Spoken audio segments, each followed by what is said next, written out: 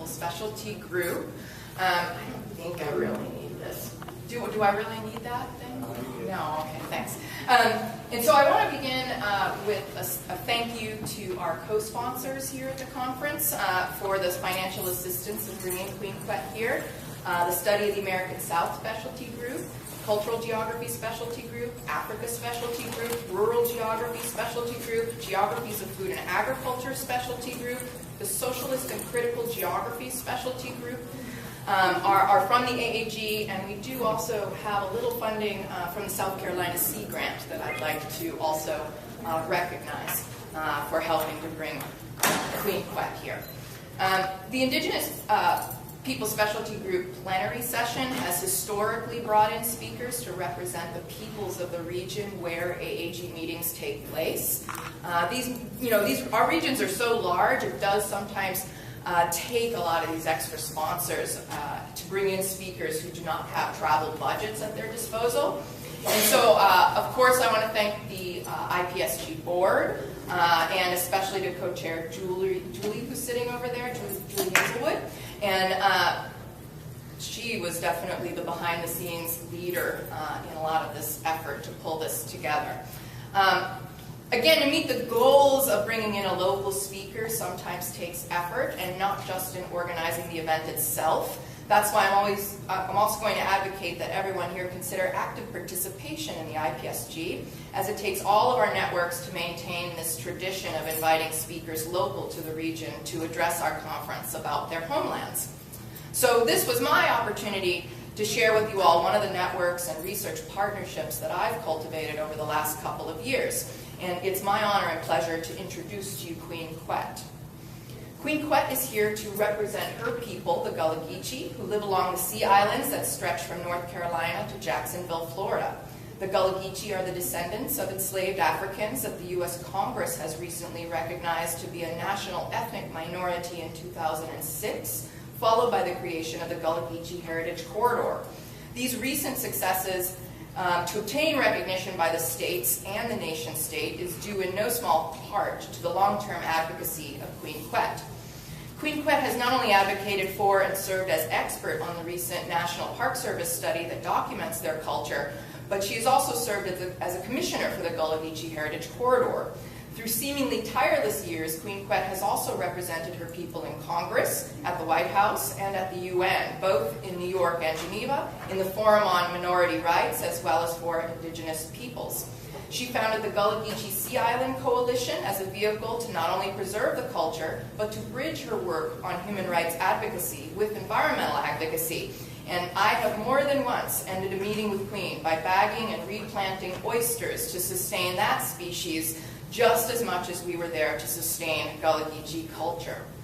Such work has earned Queen recognition from a wide variety of environmental and social awards, including the United States Jefferson Award for Community Service, the inaugural Living Legacy Award from the Association for the Study of the African American Life and History, the inaugural May Viney Betch Conservation Award, numerous Women of Distinction Awards, and the National Black Her Story Award. But these accolades and accomplishments do not measure up to Queen Quet's reverence within her own Gullah Geechee communities. Through a petition process observed by the UN, Queen Quet was elected by her people as head of state for the Gullah Geechee Nation. Indeed, today you will witness the power of Queen Quet's leadership as she teaches us geographers about her people through an interactive histo-musical presentation.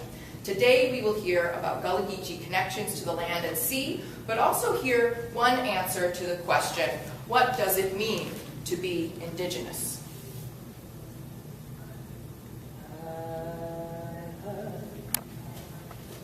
Beneath this storm so long,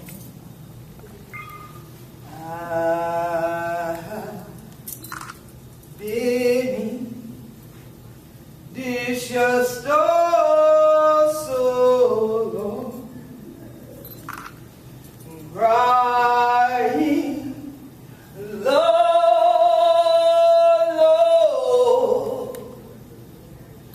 give we more time for pride. I've been in this your storm so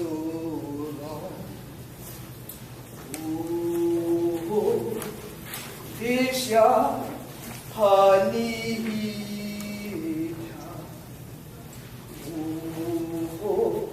Disha Hanita.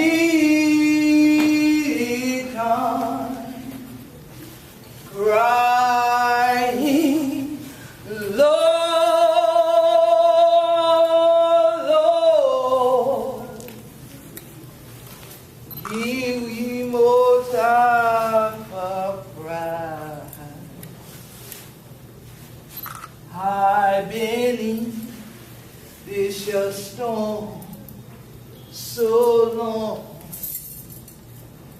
Down here, 100 children in the car, blood. All of this shit.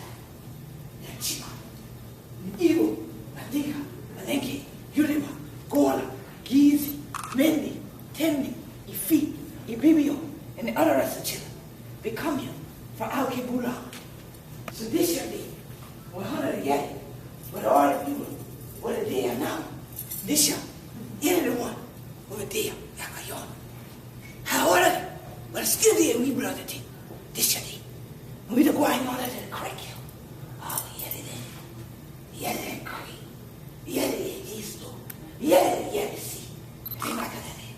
Yeah, that no one. Language. What a shot I me down. And later, she didn't want to be near. First, the core we slared. Then we with a fight. And the core we set off. Even right away with a dead. They shot me the beautiful. And we go on. Fight the walker. Get back. But we're not. You're right, man. So this shot did.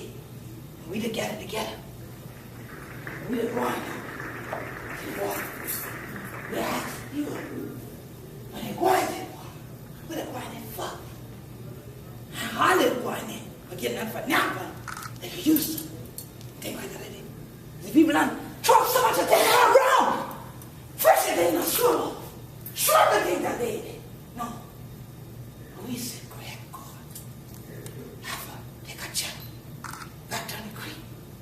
Go right back out, see a check. Forget the way you can get just leave it but now with the family. That's it. All the great people. Go on in that box on and get some banana bun. You don't want that thing. In our box. From the water. We done did it from the line. We said, what kind of people is you? What did they say? We done did a grow inside. When I see food grow inside, food grow right up on this soil.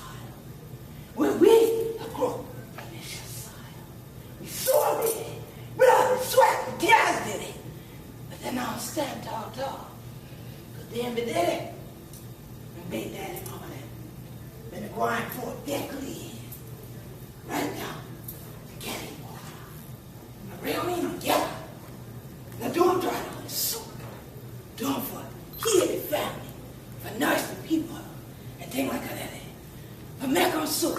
Everybody have to leave it and take it. For bring them together. In the evening, the holiday, in the middle of the day. Yeah, I want you to go out and children. And I have strength. They know it. So that strength to come to Sunday.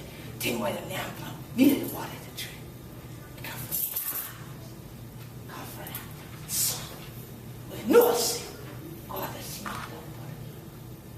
But see, even back to the honor. We had to worry so much. But what it did in the water. Good. Count on them out like this shit. And the well, they could have gone to the creek store and tell them what it skipped. But no, what am I do? They skip my brook off. Because the other rest of the thing that they in it. You know what God sent up from. So we said, what kind of time this year? Never think we would live for see this shit kind of thing to go on. Whatever them going, none of them the kind. A driver ruin land. How I can rule land? God make land. God bring the sun and count back every 4 hours. And mine, if we not do right, it can be no land, but we going on for hunt, for get up, for do none of that kind of thing.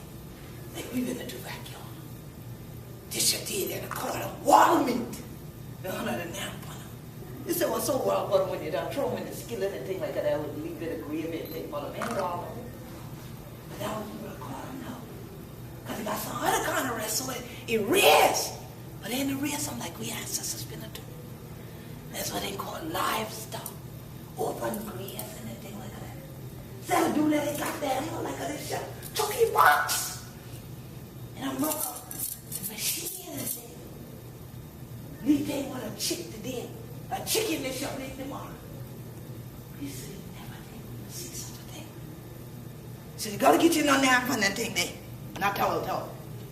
We don't know. We ain't clean for what cricket is crying out. We ain't want for nap. We ain't know y'all that ticket has been a bit. We ain't want for nap. People will say, I'm not telling them know what they did. They did is the weird thing to do. He said, just as other rest of cricket people are doing like that every day. Well, let me go back yesterday. We take yesterday to the day. Because back then, I ain't the first need this year. Forget something for that one.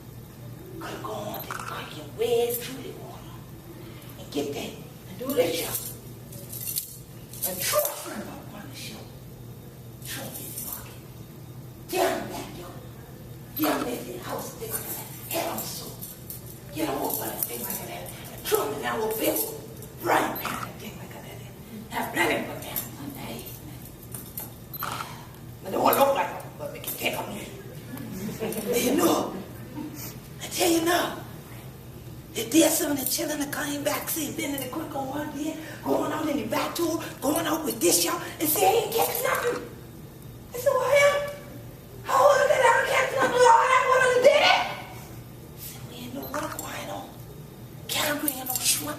Can't bring in no crab. Can't bring in no spot. Can't bring in no catfish. He said, carrying was a meal in water. Can't find no dog. We said, what going on? He said, all the rest of people are coming in. That we can't do it like we used to do just now. Can't use sand and everything like that. Tasty, get the law. You can't go in no tunnel like that. So you can't give them this so much. You carry in. What do you want to take it and things like that? We said, how we going to feed all these your children now? But just leave it again. You can't do them. That man things still are going out with his sin. And that's a lookout. But all the rest want to come in. See what we ancestors been doing, how can we not? But they had to see the bunker them in the kind there. They have to stop and look out. But I'm going to come in. Because I can't do it that way. Now they want you to use it that way. I can't food for now.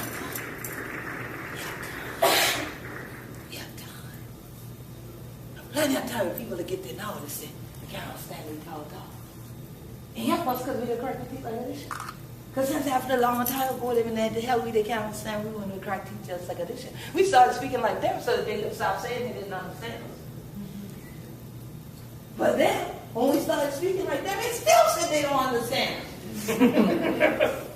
So they came in and said, well, the way you live, we don't understand. So it's not just the way you talk, it's the way you live. We said, well, what do you want? This is who we are. This is the way we live. The water is our bloodline. The land is a part of our family. That's all we know. That's all we're connected to. So when we go to it or through it, it is for nourishment, not just for the belly, but for the soul. Just like when we get a cranky team like this. Yeah.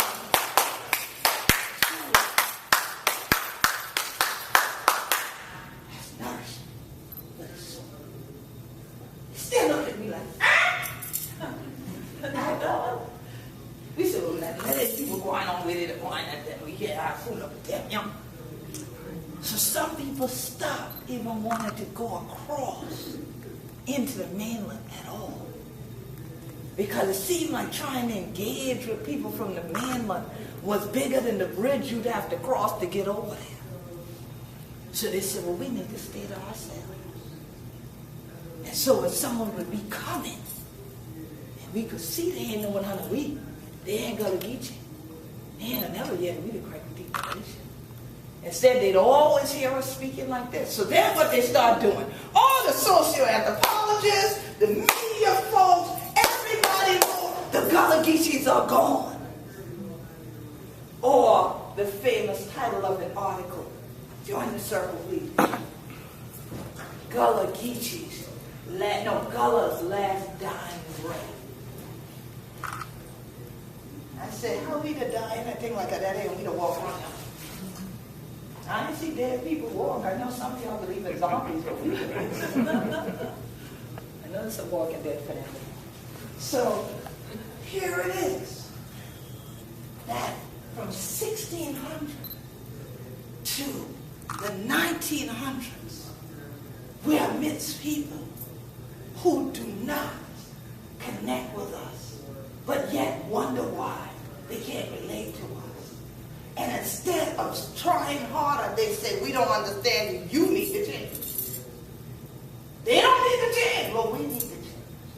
Then when we change, the change isn't enough of a change.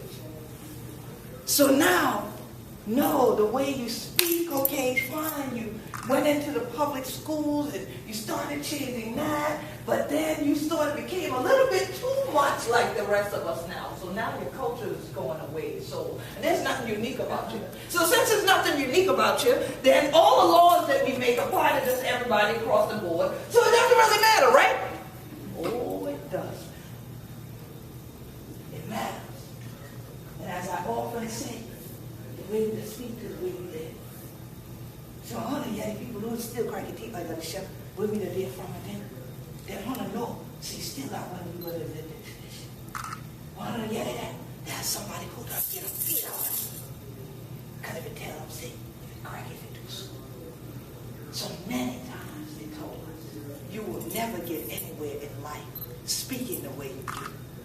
You will never get anywhere in life living that way. That's not proper, and that's not correct. So if y'all don't mind, if y'all could stop snapping pictures, it would be helpful. But here it is, that in the midst of people not respecting who we were, we formed our own circles in our family compound and continue to teach our tradition, our culture. Even though some could only speak it this way now, they could still live it this way. And then the other is the people who know how to throw them down like this, and then that'll be the one way to get quiet. And so, when we start to speak amongst ourselves, we expect folks to say, we don't understand. Even if they've been married to us for 50 years or so, they just listen for their name. As long as you hang on there, you're all right. Okay? So, when folks start coming in and wanting to change everything, and we show up to these meetings that were supposedly public and say the changes you're making will not be beneficial to us. They say, how can you say that? How do you mean that if we bring in modern buildings, it wouldn't be beneficial to you? Not when you're building them right out into the marsh. It's not going to be beneficial to us or the creatures that we've lived in balance with since the 1600s. All you natives are just emotional. Is that right? Well, I will take the emotion over heartlessness. Thank you very much. And as a mathematician and computer scientist by degrees, I'm not often referred to as emotional, but more logical. But somehow they dismiss that aspect because she's still a native from the islands, from the marsh. So we don't even know. What? That's an enigma. How can she be a scientist and be a native Gullah Geechee? Do they have electricity? Do they have lights?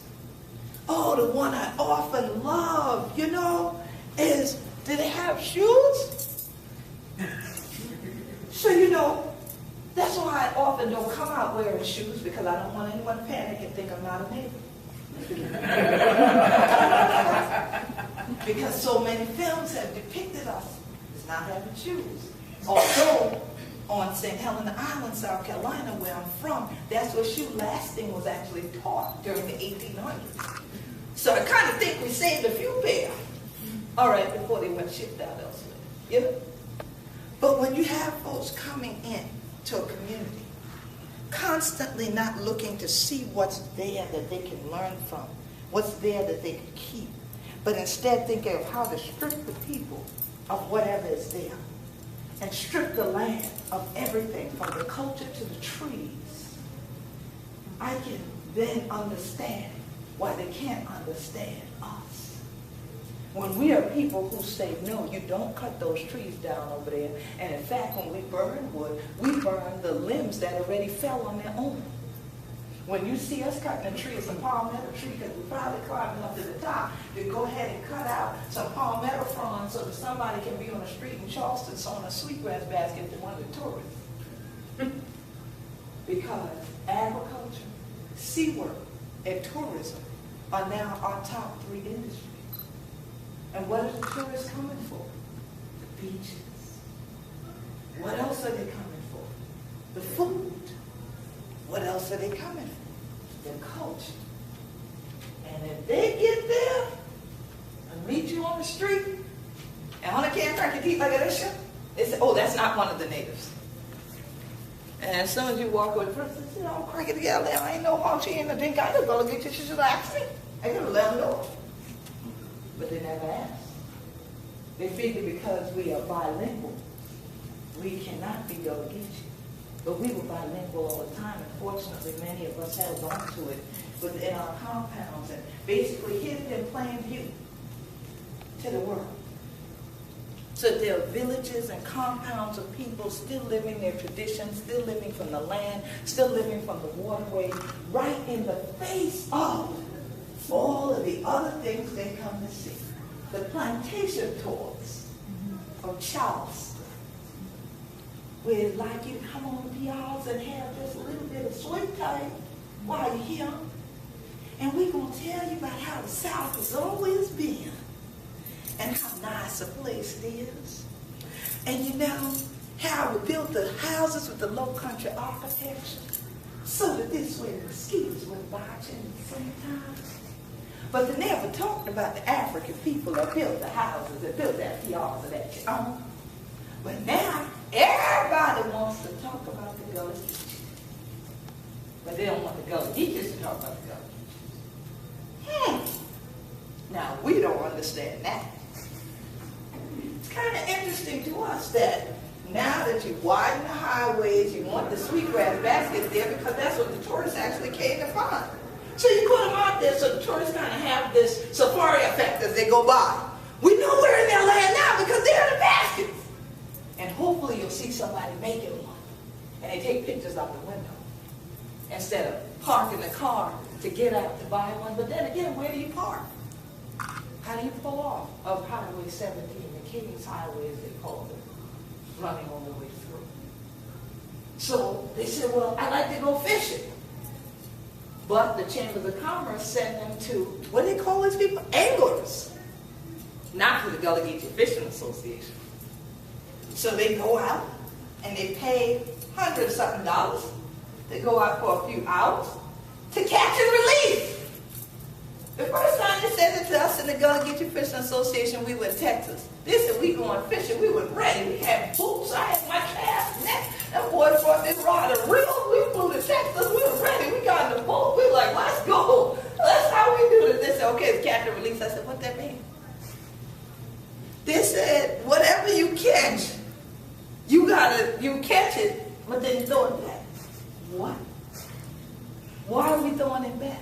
It's not regulation. So you got us out here so you can get us arrested on the waters in Texas. We black. What you got to do? They were like, no.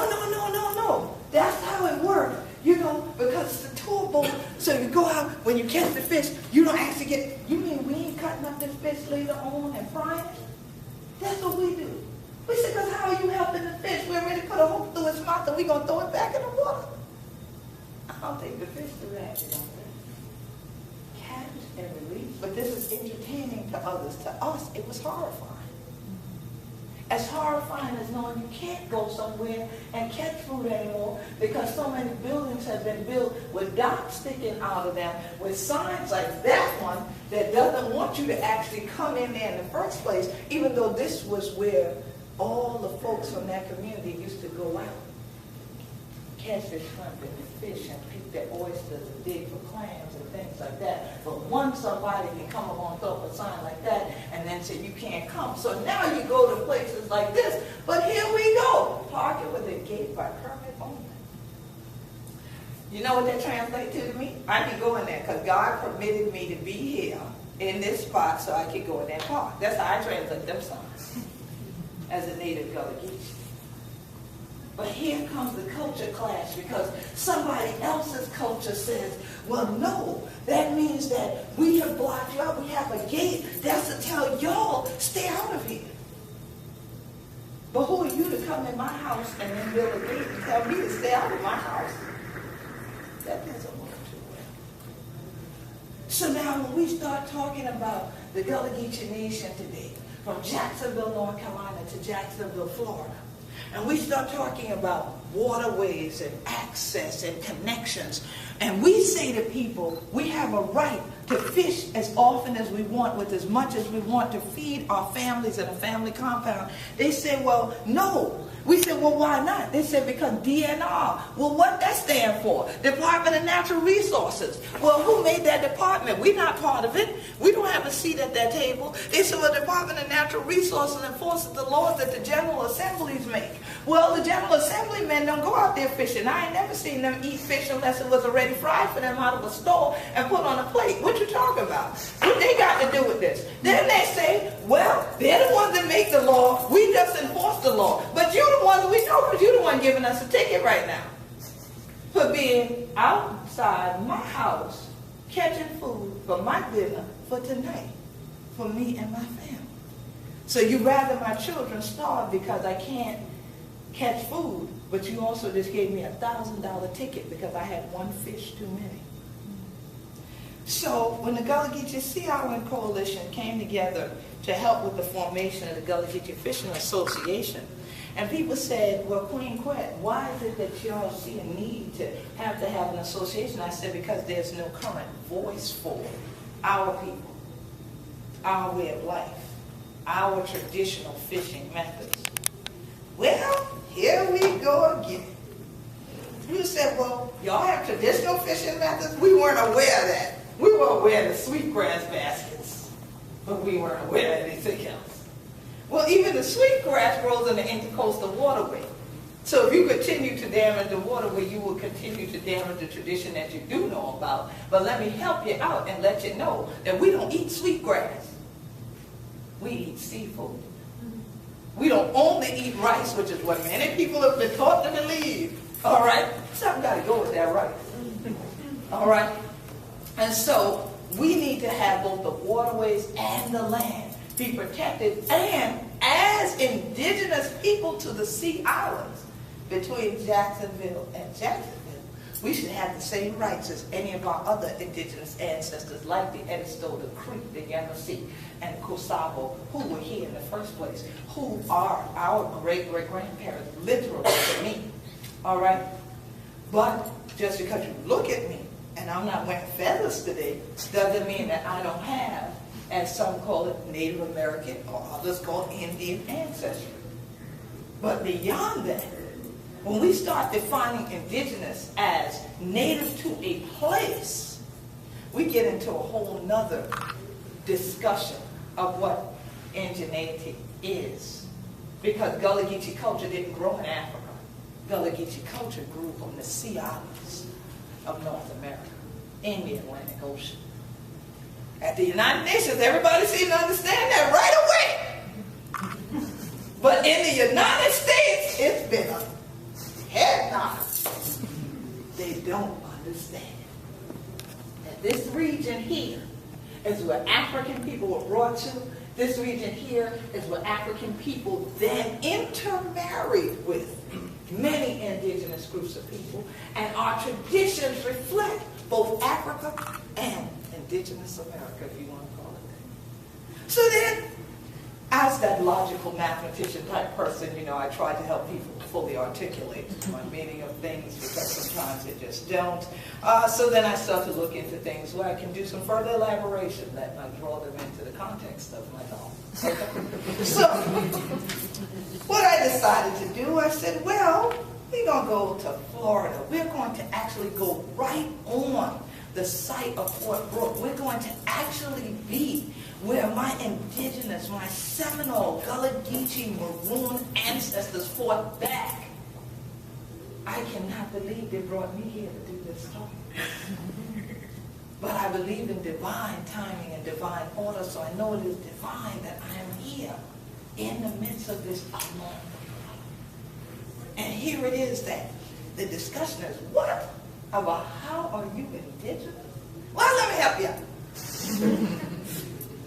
Because as you already heard in the bio, first y'all heard all that money they had to put together to bring me here, so y'all know I don't come cheap. But then the real thing is, here it is, you heard in the bio that I go to the United Nations. So I thought it would be very appropriate to talk about Gullah Geechees from the standpoint of the United Nations Declaration on the Rights of Indigenous People, given the fact that I'm about to go to the Indigenous Peoples Forum next month. So I'll be able to share some of what I've learned here and everything with them when I get to the UN again. Again, divine timing, divine order. That's why we needed y'all in a circle, so that your energy could connect, because that is the energy I want to take back. If we had had time, you would just have a complete circle all the way around the room. But we know we didn't want the linear thinking people of the hotel and conference center to panic too much.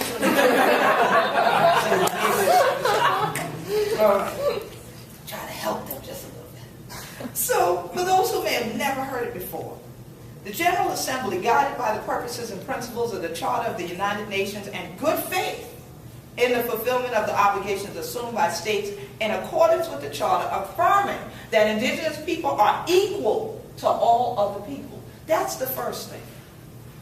When someone looks at me and looks at my ancestors in the Gullah Geechee Nation, and they know that these had been previously enslaved Africans, they want to tell us about the law separate but equal. They don't want to deal with the fact that there was still never any equality in separate but equal. That there were substandards and then there was a standard, was what that amounted to. So here at the UN, they were looking to truly equalize the playing field for all people, while recognizing the right of all people to be different. Oh, wow! To consider themselves different and be respected as such. How dare you? How dare you not just go ahead and wear whatever we give you on television to tell you that's the latest fashion, and cut your hair and fix your hair and dye your hair to look just like it, and everyone sound the same, and everybody go ahead and be part of the board. How dare you not do that? They different. You have a right to. And you have a right to be respected as different. When I first read this, I said, why does it seem like someone went into my brain and took out these words? Because for years it's founded the Gullah Geechee Sea Island Coalition, and then when I had the nerve, some people would say, or the audacity, to actually fly to Geneva, Switzerland, and bring forth human rights violations that had been done to my people, not only through chattel enslavement, but up to the point of displacing us from our coastland today, that you would say you should still be allowed to speak differently. Allowed? Again, for me, that's translated like that sign. God allows me to be here. God gave me the tongue and think like that. If there's another day that I say, ¿Qué pasa? ¿Cómo estás? Okay? Then I can do that. Because God permitted me to do it. It doesn't say to another human being that they should now press me until I stop. So again, I'm of the mindset of the salad bowl. You know, to go with my fish. And when I don't want no rice, or sometimes that salad is there and that rice and that fish. If there's something on that salad that I don't like, I don't cuss it out. I don't talk bad about it. I don't tweet negative things about it. I leave it on the plate. Somebody else in my family will eat that. I just don't eat that. They like it, they appreciate it, that's good for them. I just don't want it. I don't have to denigrate it. But when we start talking about a melting pot, everything just becomes a big blob. Nothing unique. Nothing different. And how boring is that? You see? So I have no problem with even the difference in our foliage representing even the way we are, as we say, we be down here. So when we start talking about the right to difference, even in the Gullah Geechee Nation, there are some that can speak Gullah fluently, there are some that can only speak Geechee, there are some that are bilingual and trilingual. We ain't mad at nobody. As long as we to tell one of the couple of y'all thing like that and get this thing done, and you want to know how to do it, that's good enough. Okay? So here it is that we get to a space that's international where they're talking about respecting people for difference. Again, why can't they understand this in the U.S.? So here it is. It says also affirming that all peoples contribute to diversity. We love that word, don't we? And richness of civilizations and cultures, which constitute the common heritage of humankind. So meaning all humankind has something different about them. Any country in the world has differences in it. We should celebrate it. Okay? Affirming further that all doctrines, policies, and practices based on or advocating superiority of people or individuals based on national origin or racial, religious, ethnic, or cultural differences are racist. Oh, that's a problem. Because people don't want to discuss race. As much as people say this is post-racial America, they don't want to discuss race, but they will put together policies that are all based on race. And then discriminate against the other race based on their policy. And now we see the same thing with ethnocide. Because people put together policies that are definitely against indigenous groups of people that fulfill an economic plan for somebody else coming into the land that these people have always called home. But then if we come in and we say we feel that these tactics are racist, we feel these tactics are against us ethnically, oh, you shouldn't discuss that. Oh, they're playing the race card. But in all actuality, if you look at the group who made the plan, they're all a monolith. And we're the ones standing on the other side looking different. We're other. So again, trying to level the playing field and make it more equal. So now, racial, religious, ethnic, cultural differences, you cannot make these plans of superiority over them and not be racist. You can't set up these plans that are scientifically false. Any other scientists in the room beside me? Couple? Yeah, I knew you were hurt, so you talk early. So scientifically false. So to us, if you tell us 2 + 2 = 10, we tell you right there, scientifically false. So we use that simple example. We won't get into Pythagoras theorem and all that other stuff here. Okay? But now, if it's scientifically false, like there's no climate change. Okay, we ain't gonna touch that. All right? Now, legally invalid. So meaning no court of law will hold it up. There's nothing to substantiate it in a court of law. Morally condemnable and socially unjust. Well, I would think that if you taught students in a school that by speaking their own language, living their own tradition, that they will never get anywhere in life, that's morally unjust. If you beat them because you hear them speaking their own language, that to me is morally unjust. To go ahead and block people from their livelihood and say they cannot go out in the creek because they catch a fish this size and they're caught with it, we're going to fine you $10,000 for one fish. That would be, to me, morally unjust when the person may not even make $10,000 a year. So here it is. Then we're back to what are our rights. You see? So now it says, reaffirming that indigenous people in the exercise of their rights should be free from discrimination of any kind. So all those things I mentioned. That you can't speak your language here. The federal government came to the Gullah Geechee meeting when we started what they called the Special Resource Study of Low Country Gullah Culture, that later evolved into what became the Gullah Geechee Cultural Heritage Act. The discovery that Gullah Geechee culture was an important part of American history led to us then lobbying to get the Gullah Geechee Cultural Heritage Act established. Well, at the very first meeting in Charleston, South Carolina, we were advised that we should not speak Gullah. You're here to learn from us who we are and what we want you to do for us, and you tell us not to speak Gullah. Of course, I will put it lightly, there was outrage. This hit the AP wire with cover stories in the news. Government tells Gullahs not to speak Gullah. Because it was insane. How do you come into a community and just outright disrespect them and then don't realize you're doing it? Because you've had a policy in place to do it for so long, you feel that's the norm. You don't see this unjust. You see?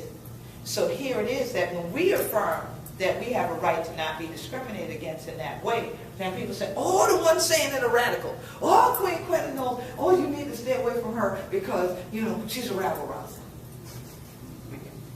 I'm glad y'all came. So now, concerned that indigenous people have suffered from historic injustices, I've named just a few, as a result of inter alia, their colonization, and dispossession of their lands. The same thing we're still working against here in the Gullah Geechee Nation, where people want to build resorts, golf courses, more resorts, more golf courses, right along the intercoastal waterway, right along these creeks, hotel after hotel after hotel. I've said to them many times, when we dig a hole in the ground, we dig a hole so we put something in there that grows that we eat. I have yet to see somebody eat one of them white bowls that y'all keep playing with all over. Okay? So here it is. The colonization and dispossession of the lands, territories, and resources. Waterways are resources. Land to grow food are resources. Now making laws saying you cannot have livestock on certain sea islands because your neighbors have rezoned it so that that's not an area zone where you can raise your own chickens or your cows or your horses or anything. Then this to us is a colonization of the land. And now this person has always survived from doing this. You're taking that from them, taking away their right to do so. And so then they can't fully exercise their rights. You're preventing that. And in particular, it says their right to development in accordance with their own needs and interests. Ah, yes. In walks the geographer that finds out the Gullah Geechees actually have their own way of doing things, which is not with big old shrimp bowls, which is not with docks and all of this, but with natural landings, with small 16-foot bottle board, handmade, flat bottom, all right, that we bring out to the creek and take back from the creek. No oil to leak out, nothing to drip off, nobody using chemicals to clean off the deck and leaving it right there in the creek. None of that. We have plans for our future that don't necessarily look like this. But here comes the geographer that finally seems to be someone that understands what we're saying. And then says, well, how can we help you map out, literally and figuratively, a plan that can do something we don't normally like too much, bridge, all right, between these worlds.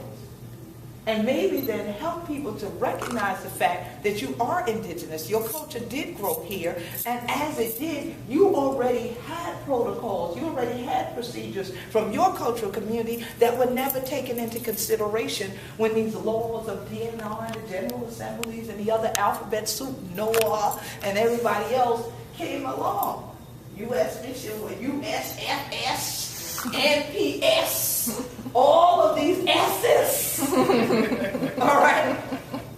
Normally when we start here and Southerners, you know, something go with that. All right? So here it is to us. It's like, yeah, you set this law when? And who were you talking to? To only find your public meeting was announced in the Federal Register online. Only. And we were supposed to have known to be there. And since we weren't, you say silence gave consent that you could build this. No, we never had a say in what was built, nor what's been torn down to be rebuilt to look like the old, because the tourists come in and want to actually see the old city. So when you tear down the old stuff, then you realize you put up the new stuff, they don't come no more, so you tear that back down and then you build a replica of the old back in the web. To us, that makes no sense. Why not maintain and restore what you have, hold on to it as it is, and keep it in balance? Don't pave everything. Because we are in a hurricane zone. So now, when the floods come, where does water go? We're called the low country for a reason. That's not just a term. And like we say, ain't just a dry on something. So we get to a word here, nearing the end of this document, that says, recognizing the urgent need to respect and promote the inherent rights of indigenous peoples which derive from their political, their economic, and their social structures, and from their cultures, their spiritual traditions, histories, and philosophies, especially their rights to their land, their territories, and resources, recognizing also the urgent need to respect and promote the rights of indigenous peoples affirmed in treaties, agreements, and other constructive arrangements with the states. Well, how do we have constructive arrangements if you're not even talking to me? And it's not because you can say that you can no longer communicate with me because I speak one language and you speak another. I can speak yours as well as you do, maybe better. So you can't use that anymore. So now if you're not speaking to me, it's just because you're choosing not to. So now here it is, welcoming the fact that indigenous peoples are organizing themselves for political, economic, social, and cultural enhancement, and in order to bring to an end all forms of discrimination and oppression wherever they occur. Herein comes the Gullah Geechee Nation, establishing, affirming the fact that we are a nation. We were written about during chattel enslavement as twere a nation within a nation, but had never done anything formal until from 1999 to 2000. There was a year-long election. Yeah, not a one-day one like you do in the U.S. A year-long election. Okay, not a campaign, an election. Votes took place for a year under the UN observance. They had people watching the election. Then we did a confirmation ceremony, an African traditional ceremony called an installment at Sullivan's Island, Charleston County, South Carolina. This is a place where over 40% of all Africans enslaved in America came through. This is south of where you see these baskets now. This is Mount Pleasant, and if you were to come back across the massive bridge we have now, you would end up right down near Sullivan's Island. We chose that place because it is federal property, so that the U.S. government would be there and know the Gullah Geechee people are standing on their right to self-determination, that we recognize our rights internationally in international law, and we are going to affirm the right to use those rights to protect us and to have a future. And so convinced that control by indigenous people are overdevelopments affecting them and their lands, territories, and resources will enable them to maintain and strengthen their institutions, cultures, and traditions, and to promote their development in accordance with their aspirations and needs, recognizing that respect for indigenous knowledge, cultures, and traditional practices contributes to sustainable, that's a word y'all love, isn't it, y'all? Sustainable and equitable development and proper management of the environment, emphasizing the contribution of the demilitarization of the lands and territories of indigenous people to peace, economic and social progress and development, understanding and friendly relations among nations and peoples of the world, recognizing in particular the right of indigenous families and communities to retain shared responsibility for the upbringing, training, education and well-being of their children. So again, shared responsibility is what we know. This is naturally a part of my community. Everything we do, we tend to do together. You can't walk through the house. Who there? Where you going? What's going on? What are you doing? You need help? That's pretty much the way we live. So when it comes to our children, it's even more than that. So protecting them so that their education is not just in the school, but it's at home, it's out in the woods, it's on the water. It's so that they can continue our traditional practices. It's not as simplistic as you should just send your children off to school and then be programmed in the box. See, I mentioned that earlier, that y'all go inside of a box and you get your food out of there, and we don't grow food inside. We grow food outside. And then y'all tell us, you should go inside of a box to go get your education too. And that ain't quite the way we do it either. I mentioned that earlier, but it was in Gullah, so that's why I'm repeating it, because some of y'all look like y'all didn't understand. I don't know why you didn't understand when I was speaking to you in Gullah in the first place. But anyway, part of our education and well-being for our children is the consistent rights of our children is to make sure that they're not treated like we were treated in school and told that you never get anywhere in life just being who God made you to be, you see. And so, considering that the rights affirmed in treaties, agreements, and other constructive arrangements between states and indigenous people are in some situations matters of international concern, interest, responsibility, and character. So yes, I've worked with the U.S. government, but they only work with me because they know I work with the international world. Trust me, they've done everything they possibly could to censor media, to get the U.S. media to no longer do stories on the Gullah Geechee Nation. It didn't work, though. So you have other people in the world, and thank God I'm a computer scientist because I know how to program, and I also know how to use social media. People still have found out who we are, and they don't want the packaged version. They want the truth. They want to be able to come and visit and actually go out in a field, go out literally in a field, as well as out into those waterways and see we the day out there and things like that, and see how we do what we do. And so we can still show them, because we fought against others who said we shouldn't be shown, because we knew it was our right to do so. And fortunately, the international world has supported our right. So considering also that treaties, agreements, and other constructive arrangements, and for the relationship they represent, are the basis for a strengthened partnership between indigenous people and states, acknowledging numerous charters they go through, and then affirming the fundamental importance of the right to self-determination of all people, by virtue of which they freely determine their political status and freely pursue their economic, social, and cultural development. This is why they even formed this declaration, because they recognize that did they not come together as an international body to have a forum on the rights of indigenous people, to have a declaration on the rights of indigenous people, their member states would continue to only museumize those indigenous people. Take pictures of you, videotape you, take a few of your artifacts, get a few of their trained specialists, and curate your culture while displacing you, and then having you melt into the pot. And then they'll bring people on tours and make millions of dollars saying this is where they used to be. Like we are here in this convention center. If someone knows where there's a plaque to the Seminoles at this convention center, please show me where it is. Because I've been walking around looking for it. There's one for the old temple now. There's one for the old temple now? Over on the corner, yeah, because there used to be a temple now. Yes, and I heard about it. So that's the most we have. There's one for Andrew Jackson. Oh, of course. Of course. We have to have Andrew Jackson and Oglethorpe and Calhoun and all these guys wherever we go, don't we? Well, Yeah.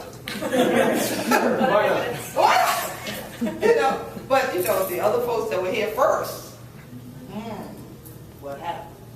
So here it is that we have these kinds of events, we have these kind of conferences that are wonderful places to learn from, wonderful places to exchange, but how often are the people who are being talked about actually there to speak for themselves? And even when we do enter the arena, we may not feel comfortable dialoguing, because when we open our mouths, folks go, huh? And they don't understand. So that can become frustrating. So that's why whenever I'm here to present, I always make sure there's a circle, because that's when I feel we're able to share. And that's why I usually do it all the way around the room, so you can see everybody, okay? And that way people can look at one another, you can connect with one another's spirits. Our culture is not one that does this, hey, how you feel? How you doing? And you walk away. I mean, you didn't get the answer. Our culture, well, how long did you do today? Oh, well, wait a minute. Latoya. So what's going on? How long mama did it? Yeah. You sure? Yeah. Yeah, so leave it so. Everybody know? Yeah. Okay. See, we will stay there. We will find out. And by the end of the conversation, I send something back to Latoya mama. Latoya better give it to her mama, because I see her mama. And she already knows. See, I see her later. I see her. You even looking at her, girl. All right, so you better get you gotta go ahead. So that's the thing. In our cultural community, it is about shared responsibility. So it's not about individualism, it's about the collective. And that's why I love the circle, because whatever you put out in the circle, you better know it's going to do what? Come back around. And usually, it gains momentum before it gets back to you. So these are the types of things that we've seen in our communities that people thought we could build a little bit.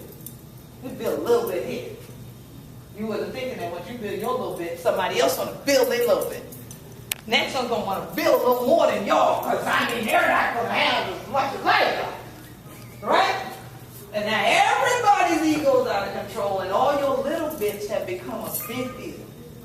That's now affecting our culture, destroying the environment, destroying a whole community that some people never heard about until they went to the museum. And then when they saw it, they saw pictures from chattel enslavement, and not 2000, not 2014. So again, they think Gullah Geechee is a legend. It's something in the past. They think the Seminoles are legend. There's some folks from the past. Seminoles are actually part of Gullah Geechee ancestry. They're part of the Gullah Geechee diaspora. So when I say my family, I mean it literally. So for us, it's about extending the circle so that others can really see who we are, what we've been through, and where we can all go together. And how we can live out what this declaration is all about. So that we all will help to affirm the rights of other indigenous groups of people. Even if you don't consider yourself a member of an indigenous group, there's still something you can do to help that group's culture to survive and be celebrated, even though it's different. And it's not for you to understand all of it. So you can study until the cows come home. It doesn't mean that you will understand all of it. Because more than it being here, the understanding comes from here. So my favorite proverb in all the world is wisdom is the principal thing. So get wisdom. But in all thy getting, get